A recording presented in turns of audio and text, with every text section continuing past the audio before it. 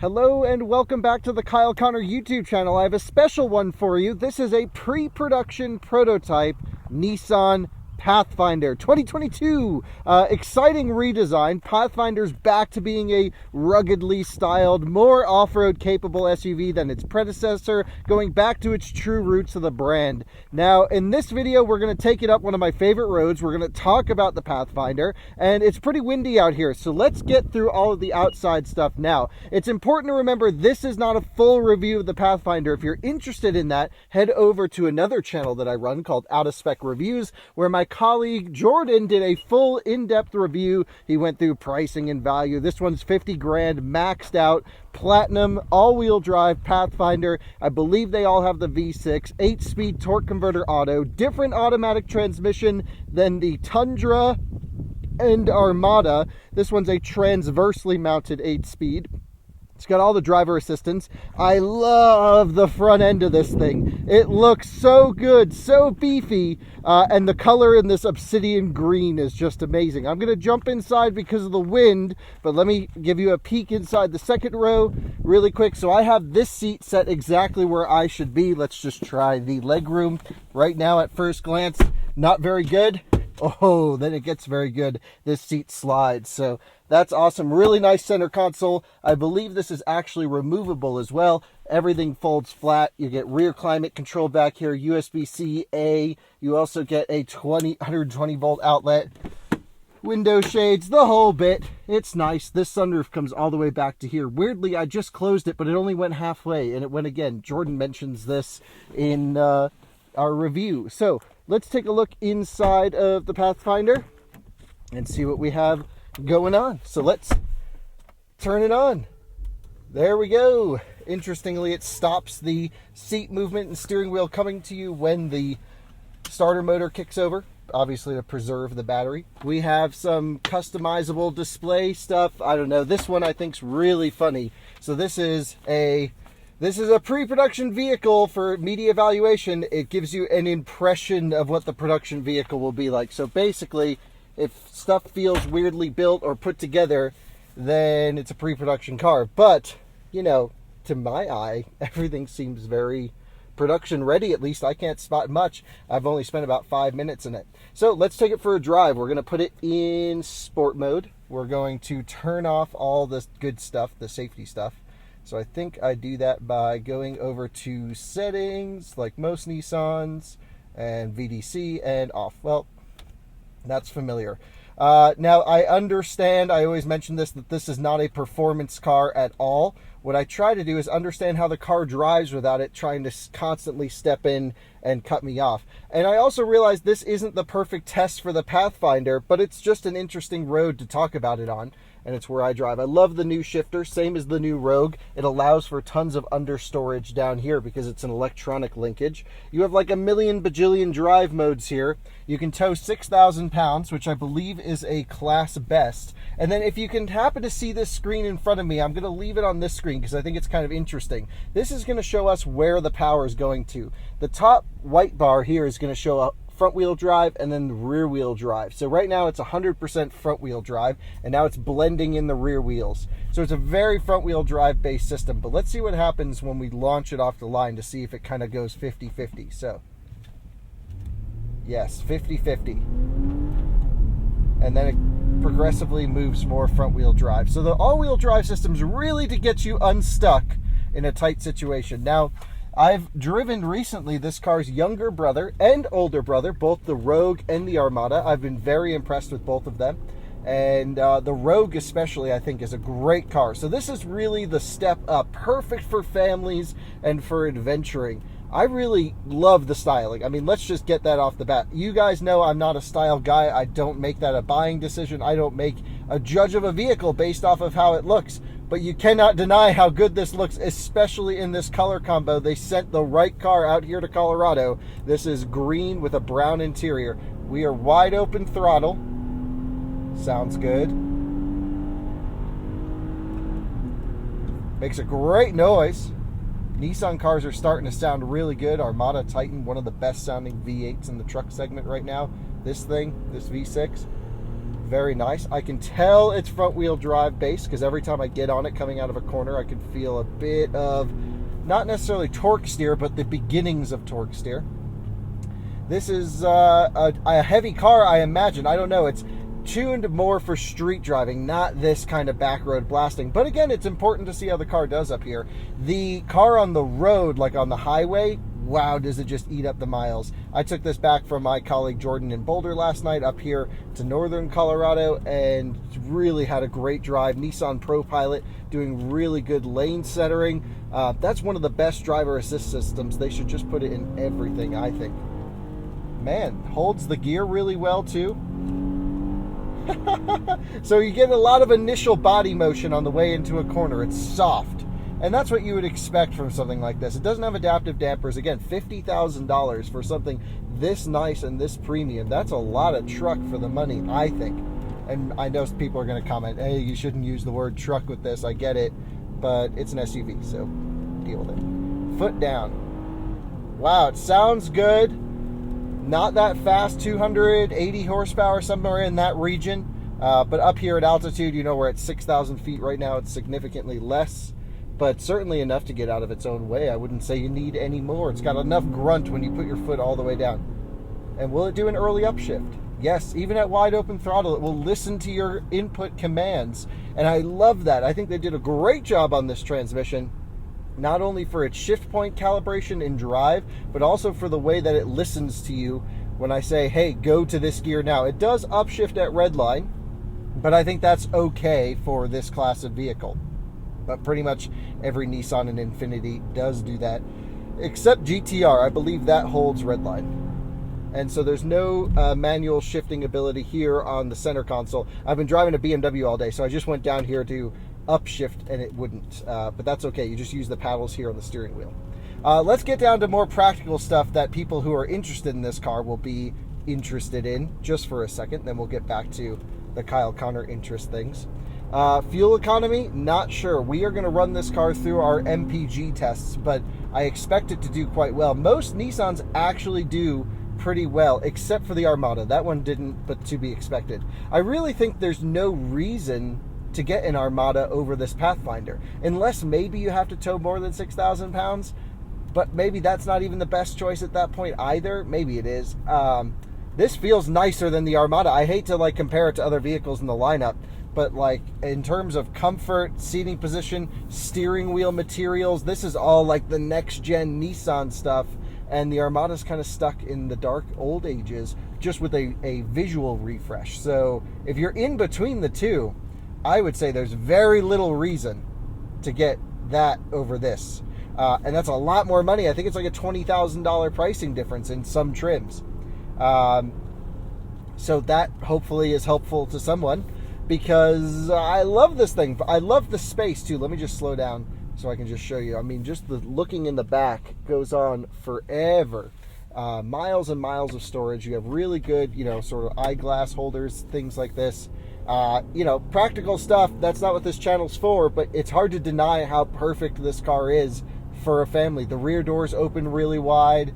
It's like they actually went through, took the time, and built a car for a specific need, which is getting families around in an outdoorsy environment, just like where we are right now. So you're going to go up to the top of this road, for example. There's a great off-roading trail. Currently it's closed due to forest fires, but you can go up there, and like that's a great typical spot for families to want to go and explore northern Colorado.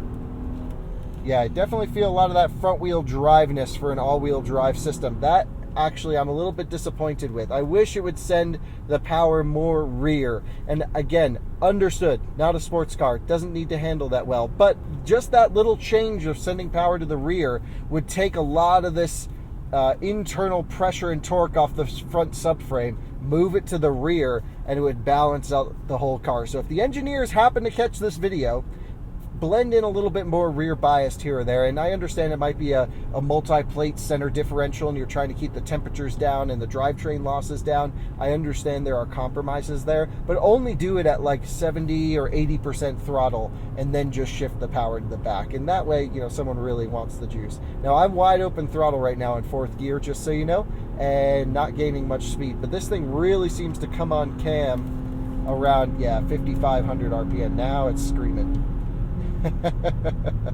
Brake pedal feels really good, nice and firm, just how I like it. You know, while this engine, it might be a little bit, I don't want to use the term underpowered, because it's not, and you know, sort of the notable feature of this car, it's effective at getting the job done when you do get above 60-70 miles an hour and you're trying to ask it to climb hills. You know, that's just where turbos help. That's just a natural problem of naturally aspiration, just because we're up here at very thin air. Love the steering wheel, love the driver assistance, love the transmission, actually really good transmission. Have to say, I haven't really said that about Nissans in a long time, mainly because I drive their CVTs so often, and those are getting better, but you can tell this is, you know, this has cogs. This is a real nicely calibrated transmission. So should we try out the braking system? And let's do it. Full brakes. Nice. Great performance from the braking system here. I thought that the brake pedal may have gotten into ABS a little early, and then it realized and then let me get a bit more braking pressure, and then just held it right at the threshold of the tire. So that was my fault for not just standing on the brake pedal. I kind of tried to get the weight up front and then lead into it. But that's okay. I would say that's better than most cars in its class that I've driven. You would be surprised how many cars have a really hard time with panic stops. And that's just mainly because of you know, pure calibration. They just need to spend more time on it. Gotta say, I am loving this thing. Loving the styling, loving the driving of it. It's soft. You can feel it roll into a corner, but it's confidence inspiring. Once you get it leaned over, there's not much more left for it to go. So you can really just get it into a corner like this. And it's not bad at all, folks. You know, if you need to get your family to soccer practice in a hurry, this will certainly do it. You just click this thing over into sport mode and go.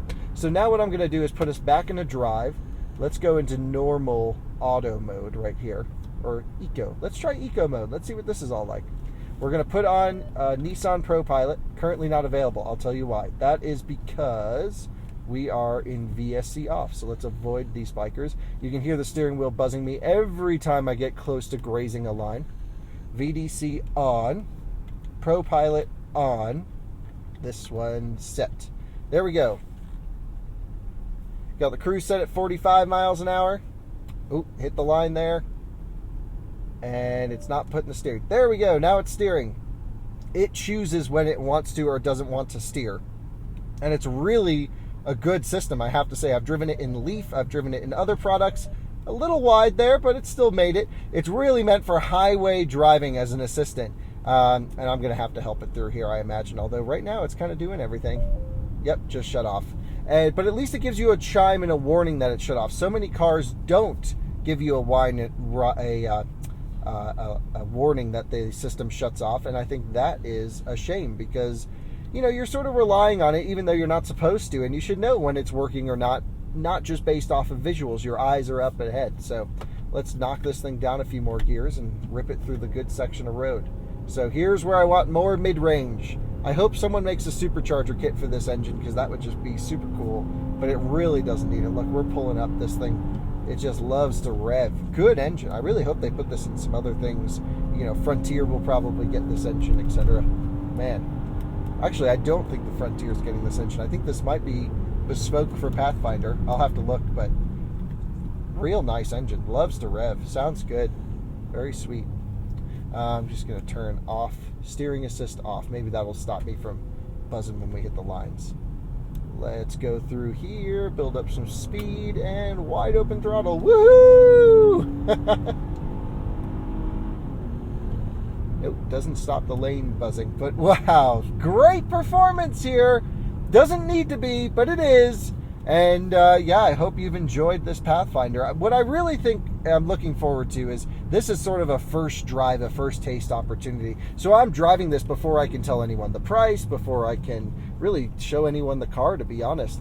All of our embargoes lift on the day this video will go live, which is a Wednesday middle of June 2021. And what I'm looking forward to is spending a week with this, because what I want to do is take it overlanding. That's what it's built for. And I believe Nissan's going to have a line of accessories for like off-roady parts and stuff. And I really hope they do, because you can tell that the way this thing is set up, while it is a front-wheel drive base, probably unibody, probably, you know, very street performance driven or street comfort driven, I have the sense that this would do really well off-road. Get it up the fun section. You may as well join me for this. This is a great bit of road here. Tight, great steering. The steering is really good, have to say. Like the steering wheel, the smooth, fine grain leather coming out of here.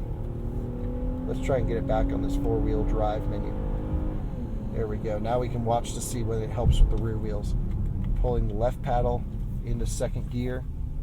We're wide open throttle. Rear wheels, not really. It's still mostly front wheel drive. Really working it, but hey, it's good. I test every car on this road, kind of in the same way. Not shredding, but driving spiritedly. Should we see how it does in the dirt? Just to check it out. So let's go up on my favorite dirt section here. And let's see, we have all these different driving modes. So let's see what they all do. Sand, mud, rut. So sand, mud and rut, snow, auto, eco, sport, tow. Let's just do, is this sand or mud and rut? I would say mud and rut. Let's do it. And we'll put, we don't need downhill assist. Let's turn that off. Great. And auto start stop off, because the engine's toasty. I don't want to shut it off with hot oil. So let's go up this way. Just put it in drive. We'll see how the transmission wants to do everything here. Well, unbelievably smooth right off the bat. This is soaking up the bumps way better than the Ford Bronco Sport that I just had up here. So I have to say, very impressed with the ride of this vehicle. This thing on dirt roads, and this is a gnarly road, by the way. I kid you not, this is one of the smoothest vehicles I've had up here. Normally my head's just instantly hitting the ceiling. Transmission, look, keeping the revs nice and high. Just what we want. You can tell that the system's working. We have power distribution to the rear now, because it knows we're off-roading. We need more rear wheel bias, so you can see that programming going in and doing a good job. Wow, this is good. Oh, what a wide breadth of capability. We just shredded it up, that road right down there, which is one of the best mountain roads. You can see how high up we are. We gained like a ton of elevation. You can see all the cell towers up here too, which are kind of cool. Radio cell, I don't even know what else. And it's kind of creepy going up there, but yeah, I try to. I go up there in the middle of the night sometimes because I'm out here evaluating cars, and I get this like weird, like I shouldn't be here. I don't know, it just feels spooky to me. Anyway, beautiful scenery up here, no question. And unbelievably comfortable. This is like the ultimate Colorado family hauler. Wow, because it just looks at home up here. The green matches with our landscape so well. Absolutely gorgeous. Beautiful car. Beautiful ride. And a beautiful interior. What more is there to say other than, I don't know even what else I would want. Sure, give me more power, but like that's the case with anything, right? Let's do a quick U-turn here so we don't go up to the cell towers and run into someone we don't want to. Just right here on a ledge, rocking it. Nice, great turning radius. Good low down grunt getting us up. We got a nice wheel in the air, and it's handled it wonderfully. Well, that's the new 2022 Nissan Pathfinder for you. This is a first taste. Again, I've only spent a few minutes in the car. I wanted to bring this to you. If you're interested in a full review, take a look at what my colleague Jordan has done on Out of Spec Reviews. This is purely a supplemental video of my own opinions and feelings on this car. I actually don't even know what he thought about it yet. I haven't watched, so maybe he hates it and I love it, or maybe he likes it too. We won't know until you watch. So, thanks for watching this Kyle Connor YouTube channel video. See you on the next one. I think we'll end it with a full break. Nice.